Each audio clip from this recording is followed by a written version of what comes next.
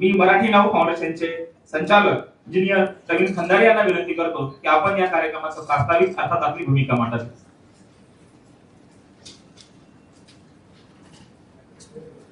जगाला शांतीचा संदेश देणारे तथागत भगवान गौतम बुद्ध, छत्रपती शिवाजी महाराज, शाहू महाराज, ज्योतिबा फुले, डॉक्टर बाबासाहेब आंबेडकर यांच्या विचाराला अभिवादन करतो.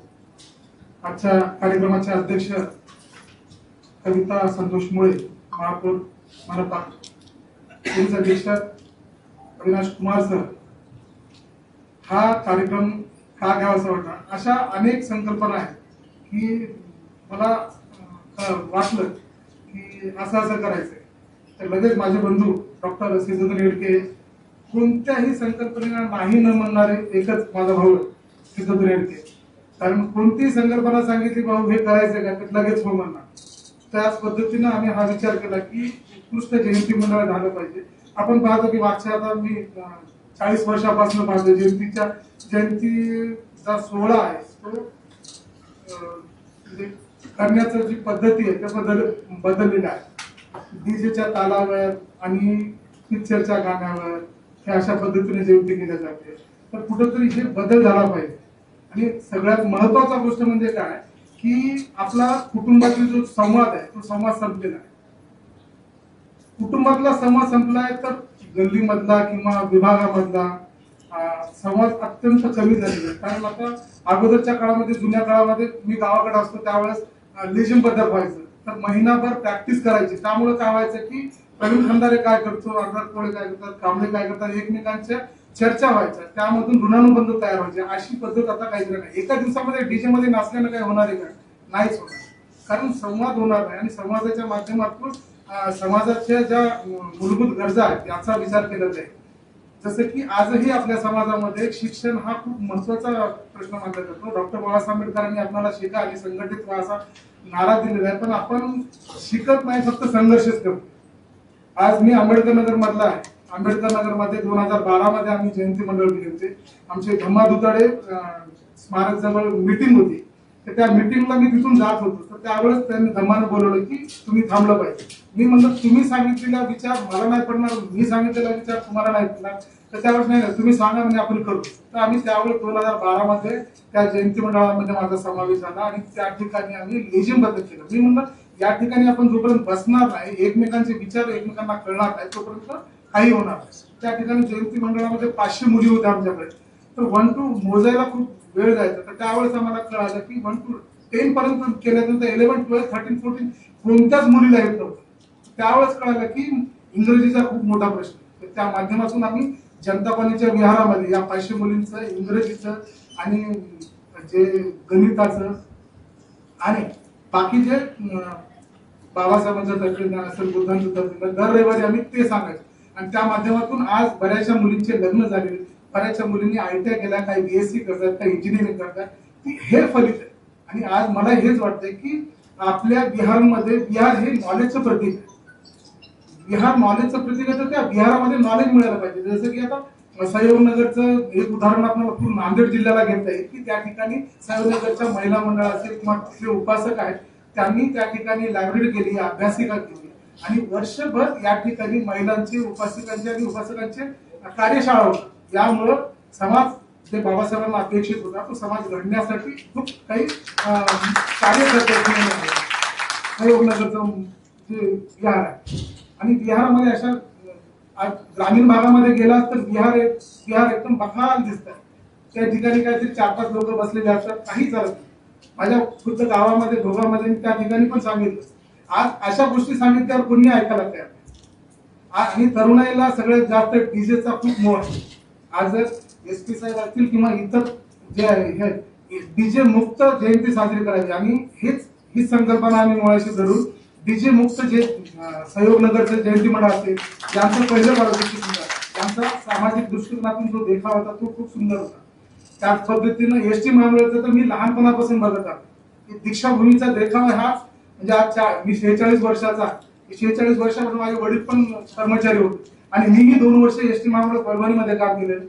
त्यामुळे निवडून नाही आलेला की कारण तिथं डीजे मुक्त होता, त्यामुळे त्या मंडळाला जो आहे तो आपण दुसरा क्रमांक दिलेला. तिसरा जो आहे बलरामपूरचा जयंती मंडळ जे आहे त्या जयंती मंडळाला आपण तिसऱ्या क्रमांकाचा पारितोषिक जे आहे ते दिलेले आहे. त्या ठिकाणी महिला आणि शिस्तबद्ध जयंती मंडळ होता. डीजे होता पण एकदम छोटासा डीजे होता, म्हणजे एक बेस आणि 2 उफा काहीतरी एवढाच होता. त्यामुळे त्यांना एक तिसरा दिला. तर या काळामध्ये जिल्ह्याभरामध्ये जयंती होणार आहे 14 एप्रिलला. मला एक सांगायचं आवडतं की नुकतीच छत्रपती शिवाजी महाराजांची जयंती झाली.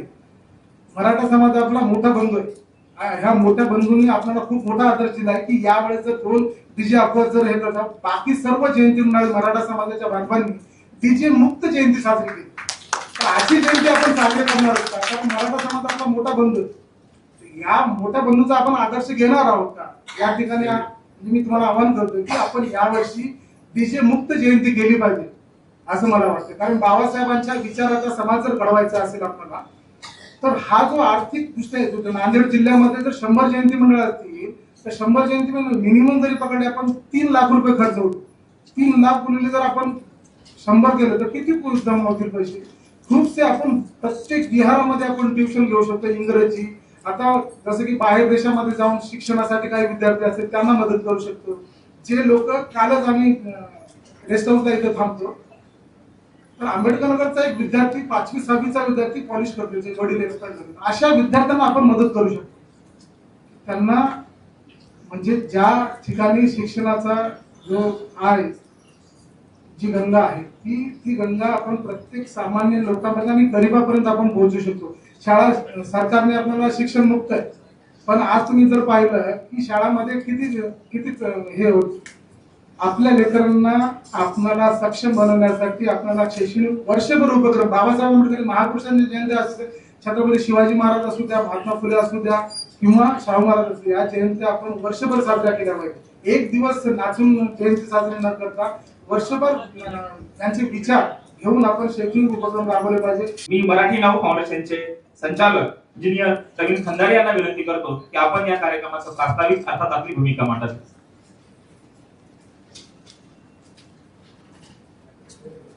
जगाला शांतीचा संदेश देणारे तथागत भगवान गौतम बुद्ध, छत्रपती शिवाजी महाराज, शाहू महाराज, ज्योतिबा फुले, डॉक्टर बाबासाहेब आंबेडकर यांच्या विचाराला अभिवादन करतो. आजच्या कार्यक्रमाचे अध्यक्ष कविता संतोष मुळे, महापौर मनपा, पोलीस अधीक्षक अविनाश कुमार सर, हा कार्यक्रम का घ्यावासा वाटला. अशा अनेक संकल्पना आहेत की मला वाटलं की असं करायचंय, तर लगेच माझे बंधू डॉक्टर सिद्धोदर येडके, कोणत्याही संकल्पनेला नाही न म्हणणारे एकच माझा भाऊ सिद्धोदर येडके. कारण कोणतीही संकल्पना सांगितली भाऊ हे करायचंय का, तर लगेच हो म्हणणार. त्याच पद्धतीनं आम्ही हा विचार केला की उत्कृष्ट जयंती मंडळ झालं पाहिजे. आपण पाहतो की मागच्या आता मी 40 वर्षापासून पाहतो जयंतीचा सोहळा आहे तो करण्याची जी पद्धती आहे त्या बदललेल्या आहे. डीजेच्या तालावर आणि पिक्चरच्या गाण्यावर हे अशा पद्धतीने जयंती केल्या जाते. तर कुठेतरी हे बदल झाला पाहिजे. आणि सगळ्यात महत्वाचा गोष्ट म्हणजे काय की आपला कुटुंबातील जो संवाद आहे तो संवाद संपलेला आहे. कुटुंबातला संवाद संपलाय तर गल्लीमधला किंवा विभागामधला संवाद अत्यंत कमी झालेला आहे. कारण आता अगोदरच्या काळामध्ये जुन्या काळामध्ये मी गावाकडे असतो त्यावेळेस लेझिम बद्दल व्हायचं, तर महिनाभर प्रॅक्टिस करायची. त्यामुळे काय व्हायचं की प्रवीण खंदारे काय करतो, अर्धात कोळे काय करतात, कांबळे काय करतात, एकमेकांच्या चर्चा व्हायच्या, त्यामधून ऋणानुबंध तयार व्हायचे. अशी पद्धत आता काहीच नाही. एका दिवसामध्ये डीजे मध्ये नाचल्यानं काय होणार आहे का? नाहीच होणार.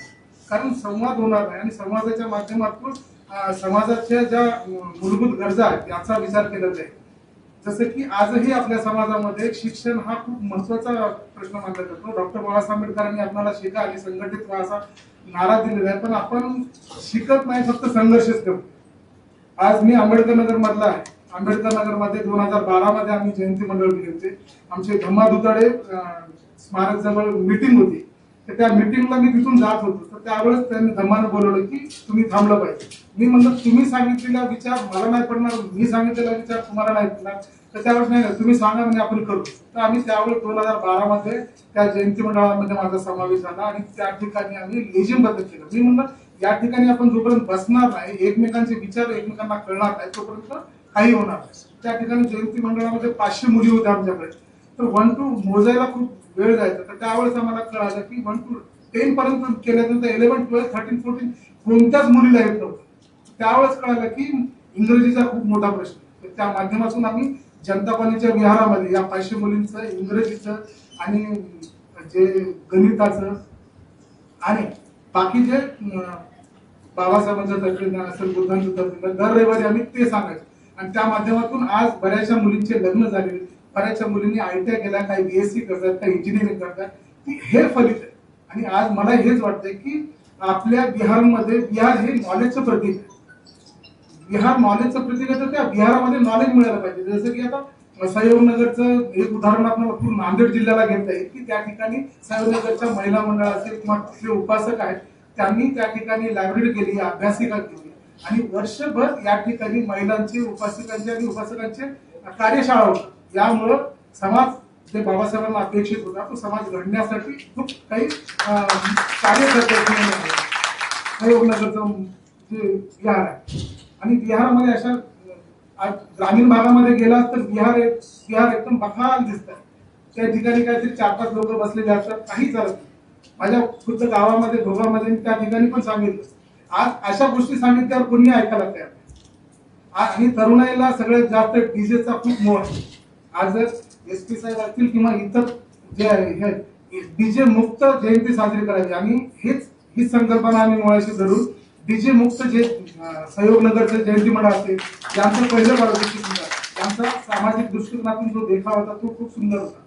त्याच पद्धतीनं ST महामंडळाचं तर मी लहानपणापासून बघत आहे. दीक्षाभूमीचा देखाव हा म्हणजे आज मी 46 वर्षाचा, 46 वर्षापासून माझे वडील पण कर्मचारी होते आणि मीही 2 वर्ष ST महामंडळ परभणीमध्ये काम केलेलं. त्यामुळे निवडून नाही आलेलं की कारण तिथं डीजे मुक्त होता, त्यामुळे त्या मंडळाला आपण दुसरा क्रमांक दिलेला. तिसरा जो आहे बलरामपूरचा जयंती मंडळ जे आहे, त्या जयंती मंडळाला आपण 3ऱ्या क्रमांकाचा पारितोषिक जे आहे ते दिलेले आहे. त्या ठिकाणी महिला आणि शिस्तबद्ध जयंती मंडळ होता. डीजे होता पण एकदम छोटासा डीजे होता, म्हणजे एक बेस आणि 2 उफा काहीतरी एवढाच होता. त्यामुळे त्यांना एक 3रा दिला. तर या काळामध्ये जिल्ह्याभरामध्ये जयंती होणार आहे 14 एप्रिलला. मला एक सांगायचं आवडतं की नुकतीच छत्रपती शिवाजी महाराजांची जयंती झाली. मराठा समाज आपला मोठा बंधू आहे. ह्या मोठ्या बंधूंनी आपल्याला खूप मोठा आदर दिला आहे की यावेळेस जर 2 डीजे अपवाद जर हे करतात, बाकी सर्व जयंती मराठा समाजाच्या बांधवांनी डीजे मुक्त जयंती साजरी केली. तर अशी जयंती आपण साजरी करणार आहोत का? कारण मराठा समाज आपला मोठा बंधू, या मोठ्या बंधूचा आपण आदर्श घेणार आहोत का?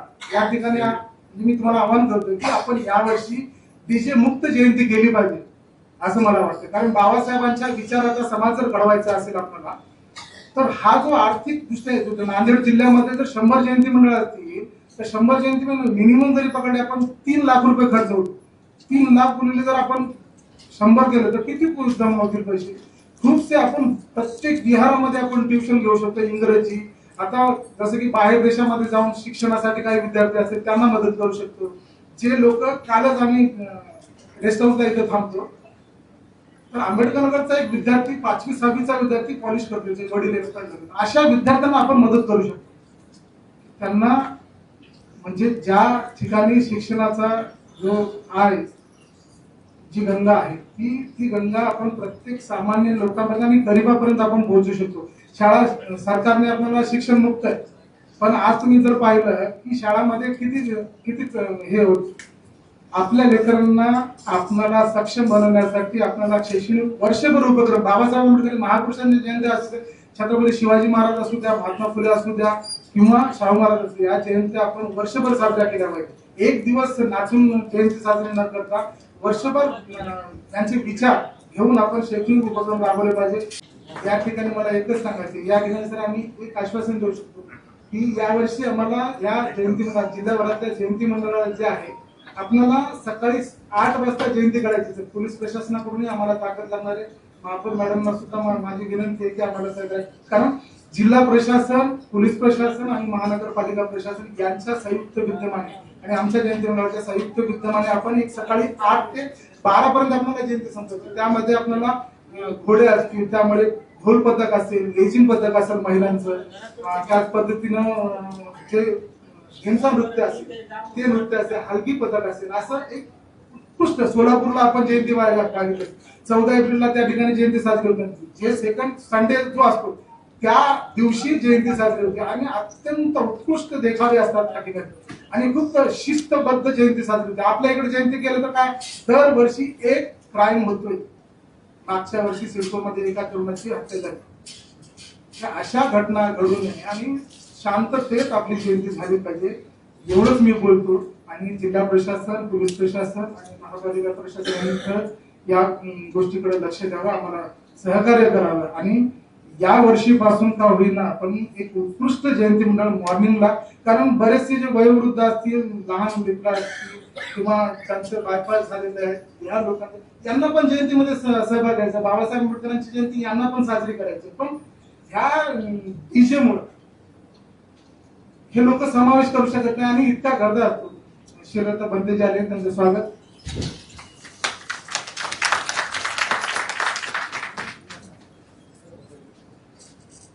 तर एवढंच बोलायचंय. मी माझं लांबलेलं प्रास्ताविक थांबवतो. जय हिंद.